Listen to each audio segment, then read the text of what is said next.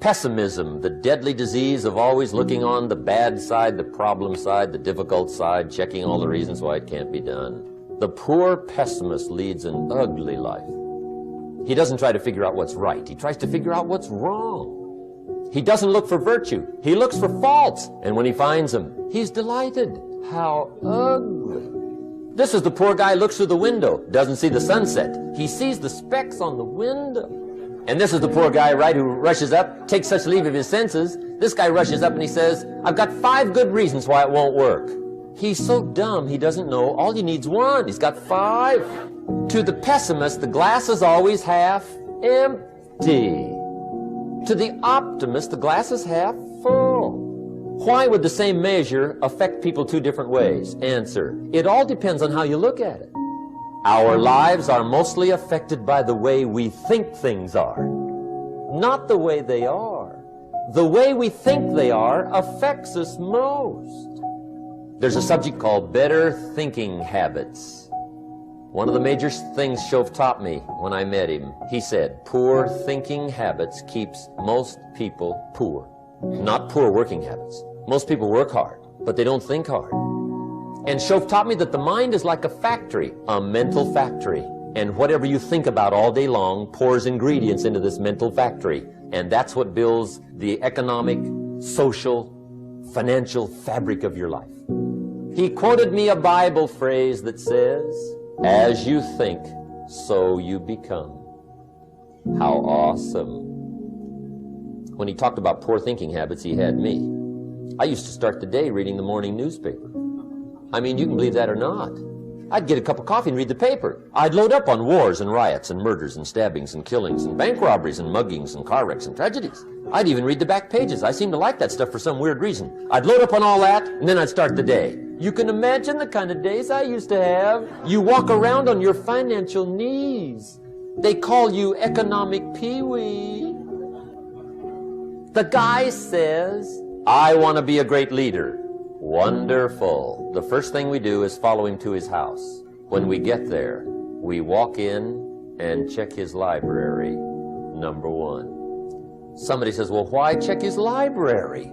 The reason is because what a man reads pours massive ingredients into his mental factory, and the fabric of his life is built from those ingredients.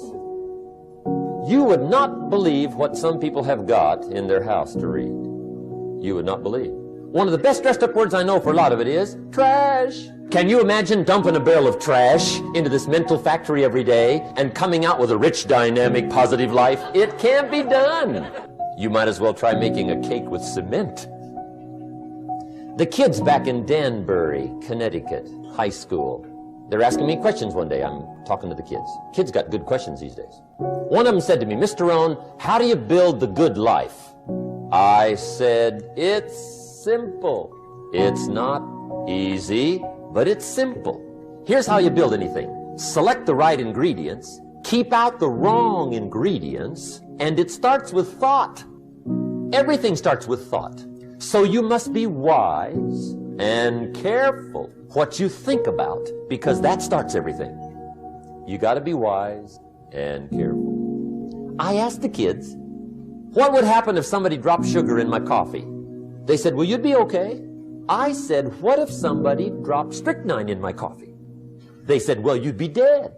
I said, correct. Lesson 1. Life is both sugar and strychnine. You gotta be careful. I said, what if my worst enemy drops in the sugar? They said, will you be okay? I said, what if my best friend, even by accident, drops in the strychnine? They said, well, you'd be dead. I said, correct. Lesson 2, watch your coffee. You got to be careful. See, it doesn't matter who hands you the bad stuff. It doesn't matter where you get the bad stuff. It'll still do its damage on your bank account, wherever you get it. Mr. Shoaff gave me one of the greatest phrases when I first met him when he said, Jim, every day stand guard at the door of your mind. How important. Stand guard at the door of your mind. And you decide what goes into your mental factory. Don't let anybody just dump anything they want to in your mental factory, because you've got to live with the result. Okay, the last subject is very brief.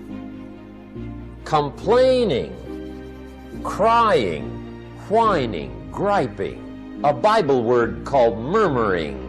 See, that'll ace your future. Spend 5 minutes complaining and you have wasted 5. And you may have begun what's known as economic cancer of the bone. Surely they will soon haul you off into a financial desert and there let you choke on the dust of your own regret. I hope I said that well, so you won't forget. It's a deadly disease. If you don't think it's bad, ask the children of Israel of Old Testament fame. Typical of us all, their story just happened to get in the book. Story says, children of Israel were slaves. God performed a series of dazzling miracles and got them out. And now they're heading for the promised land. Remember the story? Heading for the promised land. Tragedy of the story? They never got there. Reason? From day one, they started to complain. They griped about the water. They griped about the weather. They whined and cried and griped about the food. They griped about the leadership. They whined and cried because it was too far, too cold, too hot, too difficult, too miserable. I mean, they whined and cried for years. Finally, God said, I've had it, trip canceled. Or something like that. The story says they died in the desert, never got to the promised land. Which I think means 2 things. Indulge in this long enough, you get your future canceled. And I guess it also means even God himself can only take so much.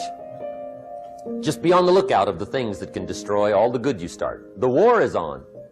And this evening, tomorrow, mentally, personally, socially, economically, you got to make sure you're winning the war. And this is part of it. So you got to watch yourself. See, it's easy to be on the bottom. It doesn't take any effort to be a loser. It doesn't take any motivation, any drive in order to stay down there on a low level.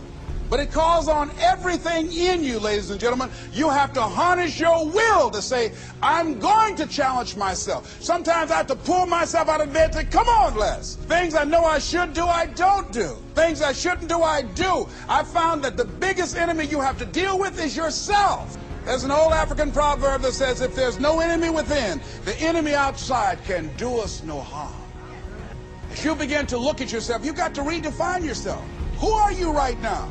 And who must you become in order to create what you want? What has to change about you? What is it that you're doing right now that would be a liability for you? As you begin to look toward the future and take inventory of yourself, what is it about you right now that you've got to leave this behind because this no longer fits? Looking at where you want to go and the kind of person that you must become, the kind of standards that you have for you. What is it that you must do differently? Repeat out to me, please. If you want to keep on getting what you're getting, keep on doing what you're doing. See, that doesn't take an Einstein for that one. It makes sense unless you change your pattern, unless you change the way you're thinking, unless you change your behavior, you're going to continue to produce the results in your life. See, all of us are winners, but some of us are producing results that we don't want. And so all you have to do is look at your game plan, look at your strategy. How is it that you have been being? What is it that you've been doing to produce this? So you're the director, you're the producer, you're writing the script, you're the star of your life. And as you begin to look at your life, you can decide whether or not it's a smash or whether or not it's a flop. That's in your hands. Look at your life, look at where you want to go. Don't worry about your circumstances. Don't worry about your age.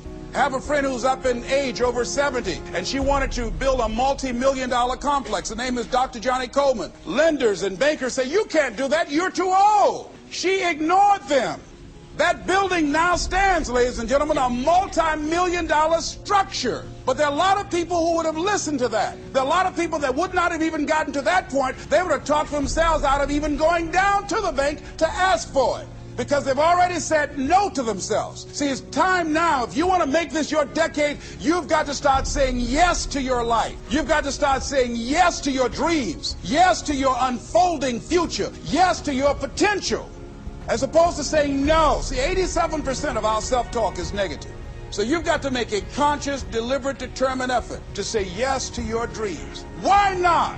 Why not me?